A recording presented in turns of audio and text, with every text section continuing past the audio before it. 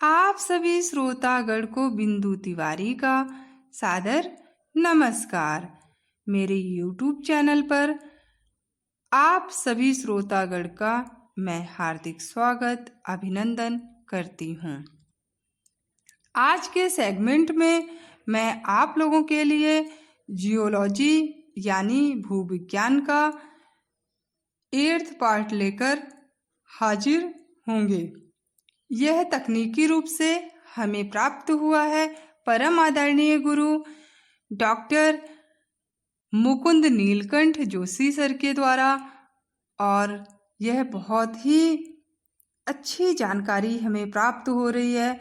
आप सब लोगों के लिए भी अच्छी लगेगी, क्योंकि ये आपको competitive exam, UPSC, other exams में भी काफ़ी हेल्प करेगा। तो आइए, मैं सर को नमन करती हूँ और धन्यवाद करती हूँ इतनी रोचक, इतनी अच्छी जानकारी के लिए। तो आज जो हमारा 8वां भाग है उसमें हम आपको बताएंगे कि जो हमारी पृथ्वी है किस चीज़ की बनी है। यह सोचकर आपको बहुत ताज्जुब लगेगा कि सोच में पड़ जाएंगे कि पृथ्वी किस चीज़ से बनी है। आप थोड़ी देर के लिए मैप देखेंगे, नक्शे का प्रयोग करेंगे, फिर आप बताएंगे पृथ्वी का 3/4 भाग समुद्र के पानी से ढका है। जो खुला है उस पर भी नदियों और झीलों के ऊपर में कहीं कहीं पानी है ही। ध्रुव प्रदेशों और हिमालय जैसे, अब ध्रुव प्रदेश को आप सभी लोग जानते हैं, अटलांटिक सागर के टच में जो क्षेत्र हैं, जैसे अमेरिका है, रूस है, कनाडा है, नॉर्वे है, ये सब वहाँ पर बिल्कुल बर्फ से ढके हैं। और जो हिमालय जैसे ऊंची पर्वतों पर बर्फ जमा है, पहाड़ों में पत्थर हैं, मैदानों में मिट्टी, रेगिस्तानों, नदियों और समुद्री किनारों पर बालू है, जंगल है, भांति भांति के पेड़ पौधे हैं, प्राणी हैं और फिर हवा भी है। ये सब कुछ मिलाकर बनी है हमारी पृथ्वी। देखिए, आपको पता चला ना, बात तो एकदम ठीक है, लेकिन इसमें एक महत्वपूर्ण तथ्य यह है कि पत्थर छोड़ दें तो बाकी सारी चीजें पृथ्वी की सतह पर ऊपर ही ऊपर या अधिक से अधिक चंद्र किलोमीटर गहराई तक ही हैं। से सारी पृथ्वी पत्थरों की और सब केवल पत्थरों की ही बनी है। तो पृथ्वी कैसे बनी, इस बात पर विचार करना हो तो पत्थर कैसे बने, इस प्रश्न का उत्तर ढूंढना होगा। और प्राचीन विचारकों ने इसी पर विचार करना स्टार्ट किया।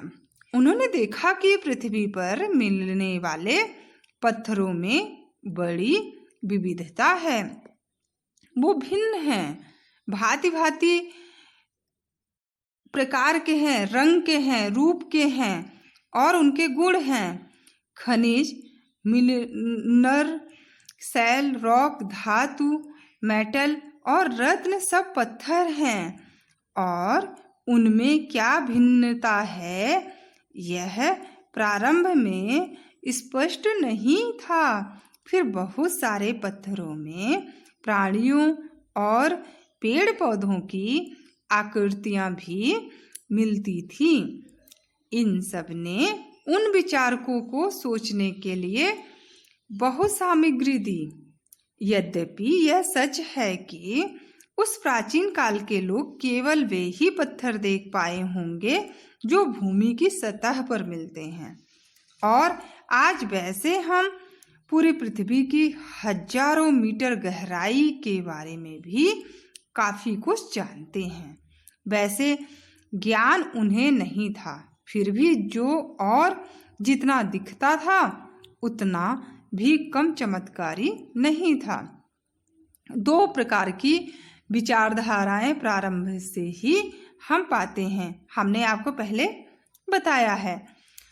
एक तो यह कि सब बातों का निरीक्षण कर पृथ्वी और उस पर पाए जाने वाले पदार्थों के निर्माण की प्राकृतिक प्रक्रिया पर विचार कर कुछ निष्कर्ष निकालें, और दूसरा इन सब के पीछे किसी अमानवीय, जादुई या दैवीय शक्ति का हाथ मान लिया जाए। पत्थरों की इतनी विविधता ने प्राचीन जन सामान्य को ही नहीं, अच्छे विद्वानों को भी यह मानने के लिए विवश कर दिया कि ये दैवीय शक्तियों से बने हैं, और इनमें दैवीय शक्तियाँ होती हैं। उन प्राचीनों को क्या कहा जाए। हमें तो आज भी ग्रहों के चक्रों से बचने के लिए हाथों की उंगलियों में तरह तरह के पत्थर, जड़ी, अंगूठियाँ और गले में मालाएं पहने लोग मिल जाते हैं। एक्चुअली है ही कि ऐसा लोग करते हैं।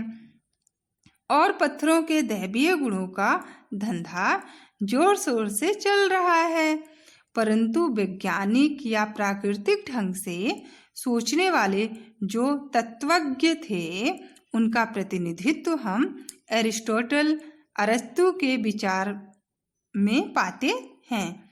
उन्होंने अपने मेटोरोलॉजिका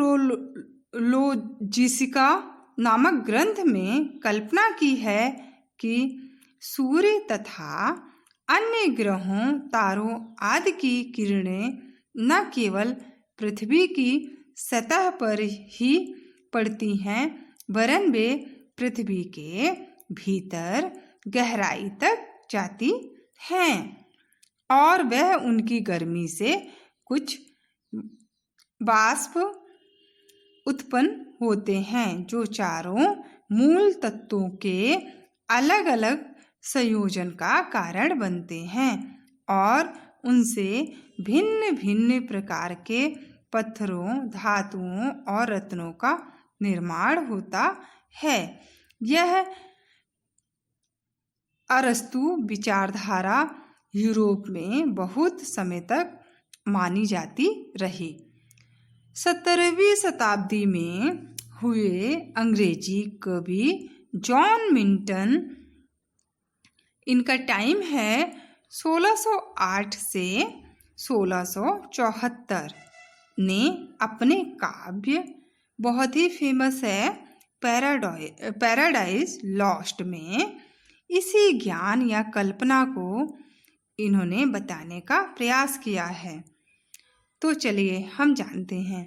Where the great luminary, by his magnetic beam that gently warms the universe and to each inward part with gentle penetration, though unseen, shoots invisible virtue even to the deep, when with one virtuous touch the archchemic sun so far from us remote produces with terrestrial humor mixed here in the dark so many precocious things of color glorious and effect so rare।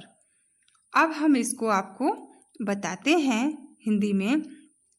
वह श्रेष्ठ पुंज प्रकाश का देता धरा को ताप है, भूगर्भ में भी स्पष्ट ही दिखता प्रभाव प्रताप है।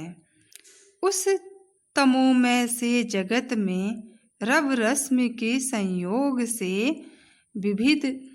विविध वर्णी धातुएं नग शैल भी बहुविध हंसे। तो इस तरीके से मतलब जो कवि जॉन मिल्टन है, इंग्लिश पोएट हैं, उन्होंने भी जियोलॉजी में इन सारी चीज़ों की इमेजिन की है और बताने का प्रयास किया है। तो अब हम आपसे इजाज़त चाहेंगे और नेक्स्ट वीडियो में हम फिर से आपसे मिलते हैं इसके अगले पार्ट के साथ। इस वीडियो को उन तक ज़रूर शेयर करिए जो लोग इंटरनेट सेवा से वंचित हैं। Watching my video, thank you so much, bye.